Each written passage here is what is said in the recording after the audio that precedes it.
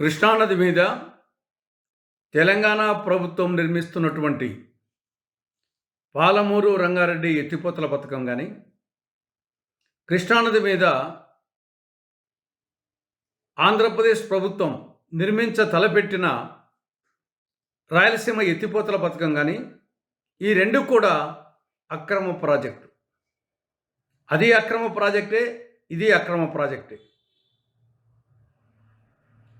2014 విభజన చట్టం ప్రకారం సెక్షన్ 84, సెక్షన్ 85 ప్రకారం అటు తెలంగాణలో కానీ ఆంధ్రప్రదేశ్లో కానీ కృష్ణానది మీద కొత్త ప్రాజెక్టు నిర్మించాలంటే ముందు central water commission appraisal recommendation కావాలి. Krishna river management board appraisal recommendation కావాలి. దాని తర్వాత అపెక్స్ కౌన్సిల్ అనుమతి కావాలి, అప్రూవల్ కావాలి. ఈ మూడు లేవు. ఈ రెండు ప్రాజెక్టులకు ఈ మూడు లేవు. విభజన చట్టము 11వ షెడ్యూల్లో తెలంగాణ, ఆంధ్రప్రదేశ్ ఏ ప్రాజెక్టులు చేపట్టవచ్చు అని చెప్పేసి 6 ప్రాజెక్టులను చేర్చడం జరిగింది. ఆ 6 ప్రాజెక్టులో ఈ రెండు ప్రాజెక్టులు లేవు. కాబట్టి ఏ కోణంలో చూసినా ఇవి రెండు కూడా అక్రమ ప్రాజెక్టు. మరి ఎందుకోసం నిర్మించాలనుకున్నారు? ఈ రెండు ప్రాజెక్టులు కూడా కేవలం కమిషన్ల కక్కుర్తి కోసం నిర్మించినటువంటి ప్రాజెక్టు. పాలమూరు రంగారెడ్డి ఏమో ఆనాడు టీఆర్ఎస్ ప్రభుత్వం కేసీఆర్ ముఖ్యమంత్రిగా 2015 జూన్ 10వ తారీఖున జీవో ఇచ్చింది, అడ్మినిస్ట్రేటివ్ శాంక్షన్.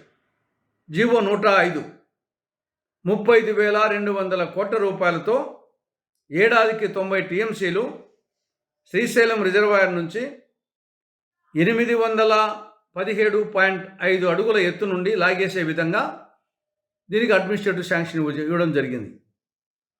నేను ముందే చెప్పినట్లు సిడబ్ల్యూసీ క్లియరెన్స్ కానీ,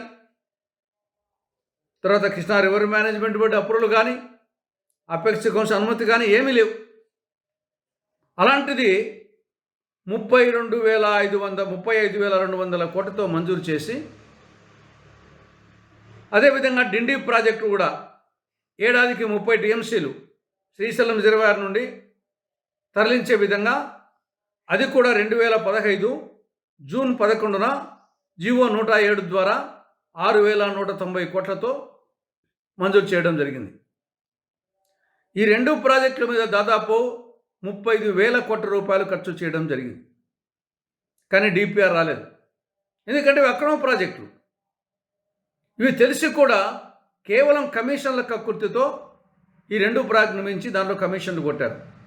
కాంట్రాక్టర్కు నీకింత, ప్రభుత్వ పెద్దలకు నాకింత, క్విడ్ ప్రోకో. పేరు మాత్రము పాలమూరు జిల్లా ప్రజలకు, రంగారెడ్డి జిల్లా ప్రజలకు అపర భగీరథులు నీళ్లు తీసుకొస్తున్నారు అని పోజులు కొట్టి ఆ వెనక వచ్చేసి కమిషన్ల కక్కుడు. కేసీఆర్ను చూసి నేనెందుకు తినకూడదని చెప్పేసి జగన్కు కుచిత బుద్ధి పుట్టింది. ఈయన 2020 మే 5వ తారీఖున రాయలసీమ లిఫ్ట్ ఇరిగేషన్ ప్రాజెక్టుకు అడ్మినిస్ట్రేటివ్ శాంక్షన్ ఇచ్చాడు. ఎంత? 3,378 కోట్ల రూపాయలు. అగైన్ దీనికి కూడా సిడబ్ల్యూసీ క్లియరెన్స్ లేదు, Krishna river management board approval లేదు, అపెక్స్ కౌన్సిల్ అప్రూవల్ లేదు, 11th షెడ్యూల్లో ఈ ప్రాజెక్టు లేదు. అయినప్పటికీ కమిషన్ల కక్కుర్తి కోసం మెగా కృష్ణారెడ్డికి నీకింత, ముఖ్యమంత్రిగా నాకింత అనే ఉద్దేశంతో దీన్ని మంజూరు చేయడం, దాదాపు 700 కోట్ల రూపాయలు ఖర్చు పెట్టడం జరిగింది. ఈ లోపల గవినొల్ల శ్రీనివాస్ అతను నేషనల్ గ్రీన్ ట్రిబ్యునల్కు పోవడం, నేషనల్ గ్రీన్ ట్రిబ్యునల్ ఇది 2020 అక్టోబర్ 29న స్టే విధించడం జరిగింది. ఇక్కడ అది నిలిచిపోయింది. పాలమూరు రంగారెడ్డి డిండికేమో డిపిఆర్ రాలేదు, అప్రూవల్ కాలేదు. ఇక్కడ ఈ ప్రాజెక్టుకు స్టే ఇచ్చింది నేషనల్ గ్రీన్ ట్రిబ్యునల్. కాబట్టి ఇద్దరు కూడా ఇక రాయలసీమలో ఒక చుక్క నీళ్ళు ఇచ్చింది లేదు.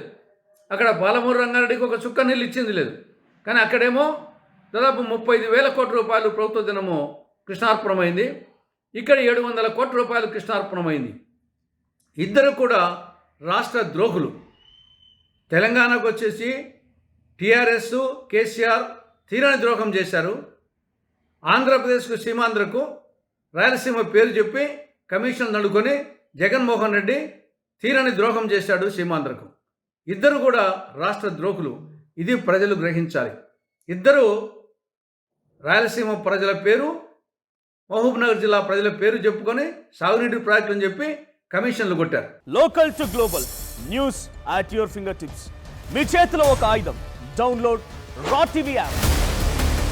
Media legend Ravi Prakash is back.